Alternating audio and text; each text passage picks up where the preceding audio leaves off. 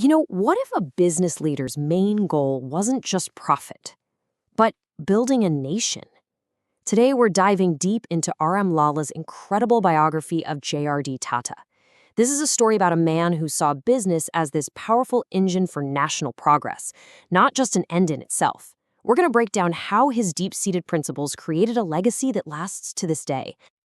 So here's how we're going to break it all down. First, we'll get to know the man and the book itself. Then, we'll dive into his core idea of business as a form of national service. After that, we'll see it in action with his relentless pursuit of excellence, pull out the key lessons for all of us today, and then finally, I'll give you my final verdict on the book. Okay, let's jump right in. Section 1, A Legacy of Leadership. This is where we get to grips with the man himself and the biography that tells his incredible story. So, R.M. Lala's Beyond the Last Blue Mountain, which came out way back in 1993, is so much more than your standard business biography. Seriously. Think of it more as a deep dive into leadership philosophy.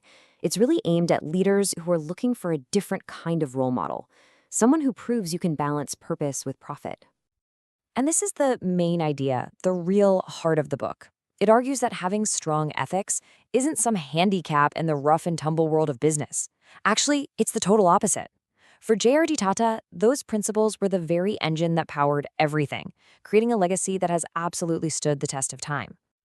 All right, let's move into Section 2, because this is where we explore J.R.D. Tata's most foundational belief that business has this profound duty that goes way, way beyond the balance sheet.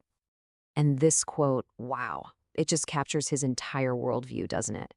For Tata, doing business was like making a promise to society. It wasn't just about the money. It was a fundamental, core responsibility to make the country and the people in it better off. So, how does that actually apply to us today? Well, it means you start seeing your company as a kind of social trust. It means you create metrics for social impact that you take just as seriously as your financial KPIs. And ultimately, it means you redefine success. It's not just about your profit. It's about our collective progress. And this quote, this one really gets to the human side of his whole philosophy. All the profits, all the achievements in the world, they meant absolutely nothing to him if they didn't have a real, tangible, positive effect on people. For him, true success had to be measured in the currency of improved human lives.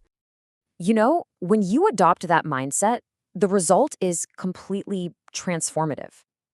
Business stops being just a commercial thing. It becomes one of the most powerful tools a nation has to create dignity, to create opportunity, and to create prosperity for everyone. Okay, now for Section 3. We're shifting from the why to the how. We're going to look at the way J.R.D. Tata's principles were put into practice, and there's no better example than the legendary story of Air India. You have to understand, for him, flying was deeply personal. He became a pilot himself back in 1929, started the airline just 3 years later, and get this, even after it was nationalized, his commitment was so deep that he stayed on as the chairman for another 25 years just to shape its culture of excellence. This memo is just incredible. It perfectly captures his legendary hands-on approach. He wasn't some chairman sitting in an ivory tower. He was deeply, personally invested in every single tiny detail of the passenger experience, from the food they served to the color of the curtains.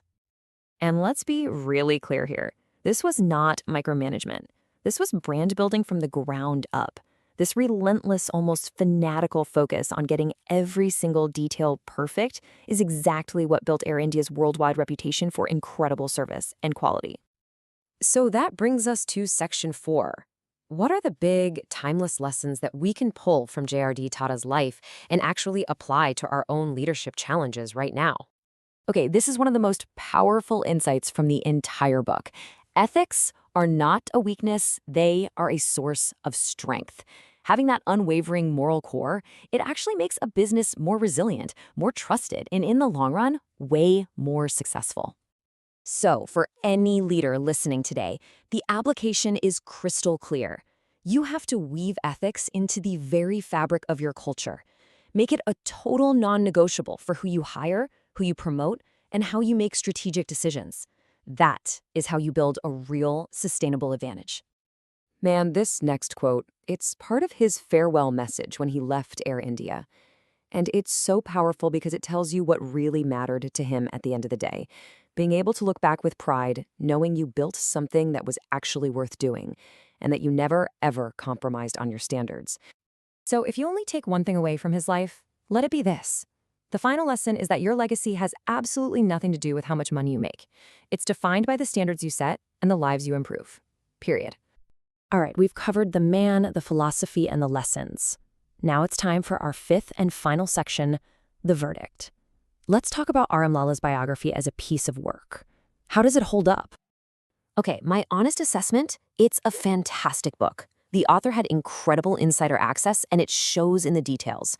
The story itself is just so compelling. Now, if I had one small critique, it's that the perspective is overwhelmingly positive. A little more critical outside analysis might have added another layer. But honestly, that doesn't really take away from its power.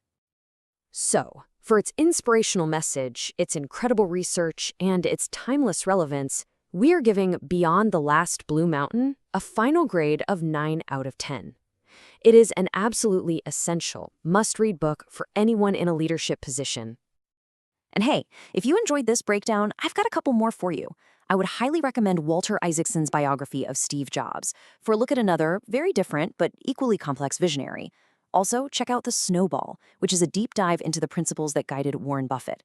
Both are just incredible explorations of business icons. And that is our deep dive into Beyond the Last Blue Mountain. If you found this valuable, please make sure to follow us and join our community of principled professionals. And you are definitely going to want to subscribe because our next explainer tackles a modern classic, The Innovator's Dilemma. You are not going to want to miss that one.